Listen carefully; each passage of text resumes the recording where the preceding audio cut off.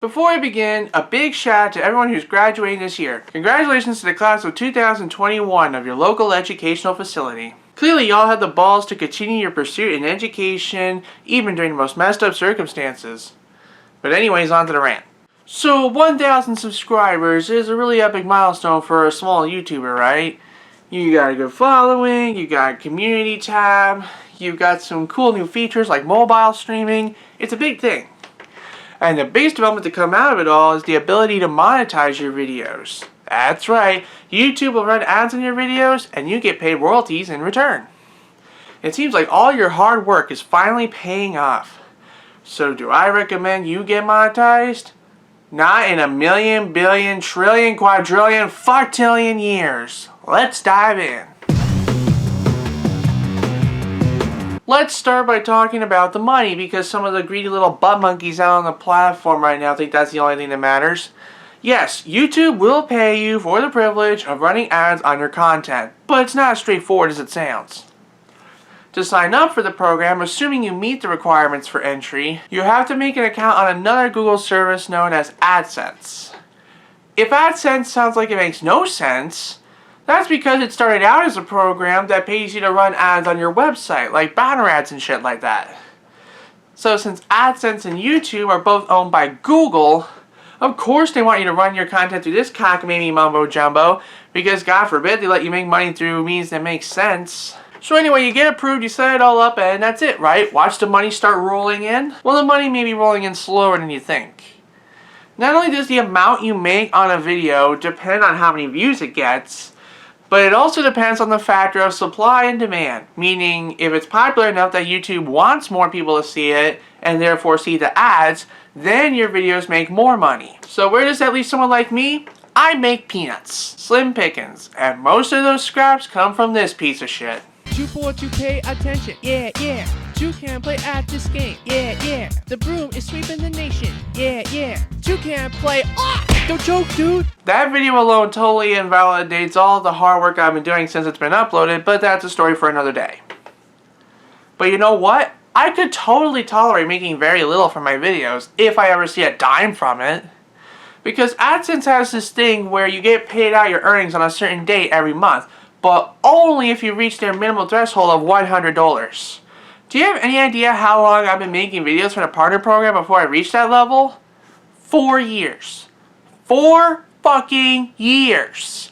And it would have taken me a hell of a lot longer had it not been for the generous super chats I received from Septile720 during my South Park live streams.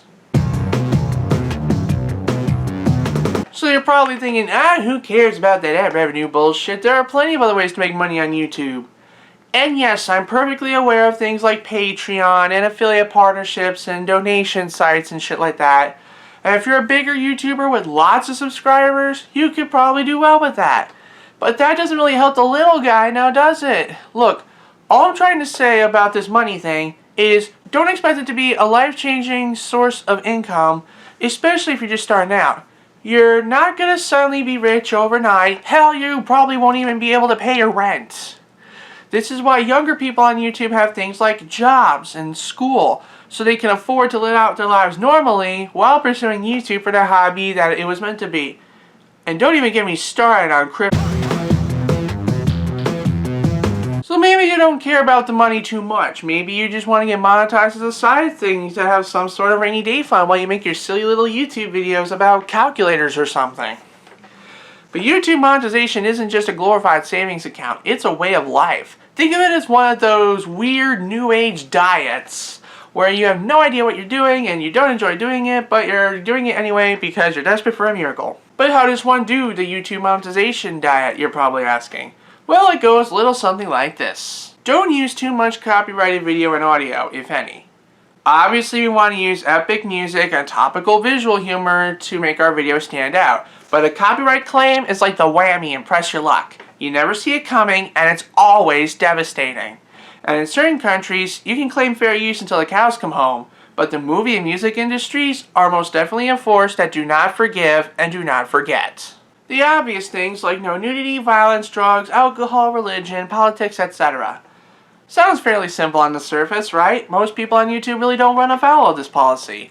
But that didn't stop people from making funny jokes about this stuff, right? But then everything changed when the adpocalypse attacked. Thanks to YouTube monetization, really bad people were doing and saying really bad things on their platform and getting paid for it. From that point on, everyone started to suffer.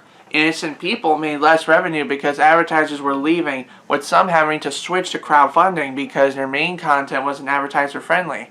Not to mention all the important videos people really want to make to raise awareness of hot-button issues, but now we're less likely to see them. And the cherry on top of it all was that the unfiltered vibe that put YouTube on the map in the first place had been irreparably damaged. Now just talking about these topics, even in a joking or educational manner, is like walking on eggshells. Don't swear too much. We all get the joke, right? Don't hecking swear in my Christian Minecraft server! But there was a time when YouTube was known for being a place where you could talk shit with no filter. The age of people like the nostalgia critic and the angry video game nerd. But ever since that adpocalypse crap I mentioned earlier, there's all these stupid ad-friendly guidelines now. The ones people seem to hate the most, and I can kinda agree, are the ad-friendly guidelines on profanity. Having to fucking bleep out my fucking swears is really goddamn time-consuming, and it adds a lot of bullshit stress that I don't fucking need in my shitty-ass life, and I fucking hate it. Not to mention all the fucking migraines that may be caused from all the stupid-ass bleeps in my fucking videos. To the motherfucker that thought this was a good idea, thanks a lot, you goddamn motherfucking asshole piece of shit bastard. YouTube has been more lenient on profanity since, but still. Before I carry on, I want to talk about the reason why I made this video in the first place. My buddy Digi recommended I check out this channel by the name of Voltaradragoness Edits. And she's this person that makes random videos and live streams of stuff and things. One of the main things I enjoy about her content is that she makes whatever the hell she wants, whenever the hell she wants. Ain't nobody stopping her, ain't nobody forcing her. At one point she made a video about monetization and why she doesn't want to do it, and that's actually what inspired this video. A lot of the stuff she says in that video is straight truth, and it made me want to spit some straight truth as well. So special thanks to Voltara for giving me the courage to talk serious about something again. Now back to the rant. If all those weird-ass arbitrary rules are like the conditions of a new fad diet, then the other weird shit that monetized YouTubers do can be compared to the diet's side effects. Things like bugging people to like and subscribe and click the notification bell, stretching videos out to 8 minutes to unlock minimal ad slots to increase revenue, uploading at least one video per week out of fear the algorithm will snap you out of relevance, making videos about hot trends and drama with little to no understanding of the context, linking your videos on every social media site known to man, prioritizing your videos on alternative sites where your viewers pay money for no ads and early access, making your own website to host your videos in case they get taken down, but then using YouTube to embed them on the site anyway when you run out of options, censoring brand names to avoid driving away potential advertisers, shouting out random brand names in desperation for sponsorship, writing weird books, spending money on expensive shit just for the purpose of a video, spending money on cheap shit just for the purpose of a video, running out of ideas and relying on your audience to generate content for you to make a reaction video about, using a bunch of random tags to hopefully draw attention to yourself from people searching for something else, locking random videos behind paywalls in the vain attempt to squeeze an extra few bucks out of people. Okay, that last one kind of applies to me, but I'm trying not to make a habit of it. In conclusion, I do not recommend monetizing your YouTube channel if all you want to do is make fun videos. Just enjoy YouTube for the hobby that it is, and maybe it'll help you expand your repertoire when it comes to certain creative skills. And if you do choose to monetize your content, be very careful, because anything you do and say on YouTube can and will be used against you, especially if there's money involved. As for me, I'm going to keep making videos and staying monetized because it allows me to keep myself productive while I'm looking for a real job. Good thing I still live with my parents. But in all seriousness, YouTube has been a life-changing experience for me, and I wouldn't have the friends and opportunities I have now if it wasn't for me making videos and you guys watching them. So I sincerely want to thank everybody for sticking around and helping me become a better person than I was when I dropped out of high school.